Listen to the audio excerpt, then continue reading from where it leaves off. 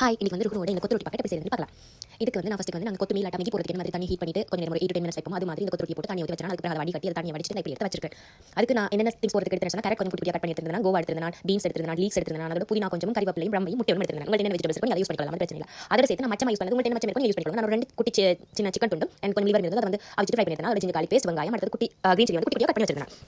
அதோட லாஸ்ட்டாக மாஜரின் எடுத்து ஃபர்ஸ்ட்டுக்கு வந்து ஒரு பேன் வந்து ஹீட் ஆக்கிட்டு மாஜரின் வந்து போட்டேன். பிகாஸ் இதை வந்து அப்படி கூலாக இருக்கிறதால கொஞ்சம் ட்ரை பண்ணணும். அதுக்காக லாஸ்ட்டாக மாஜரின் எடுத்து கொஞ்சம் எண்ணெய் வந்து நல்லா வடிய விட்டுட்டு எண்ணெய் ஆகிற வரைக்கும் பார்த்துட்டு அதுக்கு அது மெல்ட் ஆனது அதுக்குள்ளே வந்து நான் வடிச்சு வச்சிருக்கிறதான இந்த கொத்துரொட்டியை போட்டு கொஞ்சம் நேரம் விட்டு வறுத்துட்டு இருந்தேன். அப்போ வந்து கொஞ்சம் ஒரு சரியான ஒரு பதத்துக்கு வரும். இட்ஸ் மீன் வந்து இப்போ வந்து தண்ணிக்குள்ள போட்டு வச்சதுனால அந்த நூடுல்ஸ் பதத்தில் இருக்கும். நாங்கள் கொஞ்சம் ரொட்டி மாதிரி ஆக்கி எடுக்கணும். இந்த மாதிரி கொஞ்சம் நேரம் போட்டு நாங்கள் வறுத்துட்டு இருந்தேன். ஸோ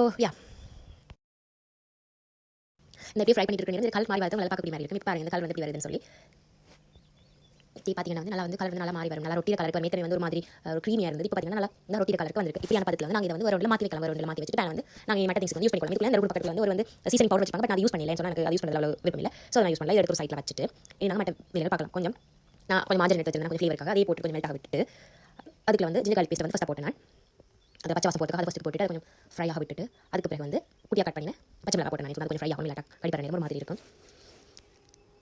போட்டு கொஞ்சம் ஃப்ரை பண்ணிவிட்டு அதுக்கப்புறமா வந்து கொஞ்சம் சின்ன சீரகம் போட்டு நான் அண்ட் சின்ன சீரகம் கொஞ்சம் தென் கடுகு கொஞ்சம்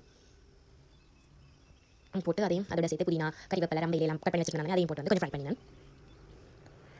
தென் இதுக்கப்புறமா வந்து வெங்காயத்தை போட்டேன். வெங்காயத்தை குட்டி குட்டியாக கட் பண்ணி வந்து ஃபுல்லாக வந்து லூஸ் ஆக்கிட்டு போட்டு சொன்னால் ஈஸியாக இருக்கும். நல்லா பிரிஞ்சு ஒன்றா இருக்கும். அதுக்கு பிறகு வந்து முட்டையை வந்து உடச்சு ஊற்றிட்டு கொஞ்சம் எண்ணெய் விட்டு முட்டையை உடச்சு ஊற்றிட்டு அதில் எல்லாத்தையும் சேர்த்து மிக்ஸ் பண்ண கொஞ்சம் ஃப்ரை ஆகிறதுக்காக. அதுக்கு பிறகு நான் கட் பண்ணி வச்சிருந்தேன் வெஜிடபிள்ஸ் ஒன்றா நம்ம போட்டுக்கலாம். உங்கள்கிட்ட என்ன நான் வெஜிடபிள்ஸ் போட்டேன் 2 கொத்தமல்லி பேக்கெட் போட்டேன். அந்த 2 கொத்து பேக்கெட் போட்டேன். அது 2 பேர் காண நிறைய மாதிரி நான் வந்து கட் பண்ணி போட்டுருந்தேன். உங்களுக்கு என்ன மாதிரி இருக்கோ யூஸ் பண்ணிக்கலாம். தென் அதோடய சேர்த்து இறைச்சி பொடியலையும் வந்து போட்டேன். எல்லாத்தையும் ஒன்றாவே போட்டு போட்டு நான் போட்டுட்டு தென் எல்லாத்தையும் மிக்ஸ் பண்ணி கொஞ்சம் வந்து வெகு பச்சை வாசம் போகிற வரைக்கும் நாங்கள் கொஞ்சம் வைக்கணும். So this how I to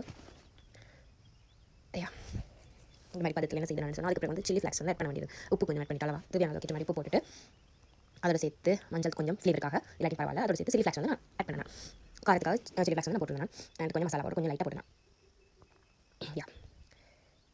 then this is what I did. திரும்ப எல்லாத்தையும் போட்டு மிக்ஸ் பண்ணிவிட்டு பாருங்கள் இப்படி பச்சை கலர் இருக்குது. எல்லாமே முடிஞ்சு லாஸ்ட் வரப்போ என்ன கலர் இருக்கும் வில் லுக் வெரி நைஸ்.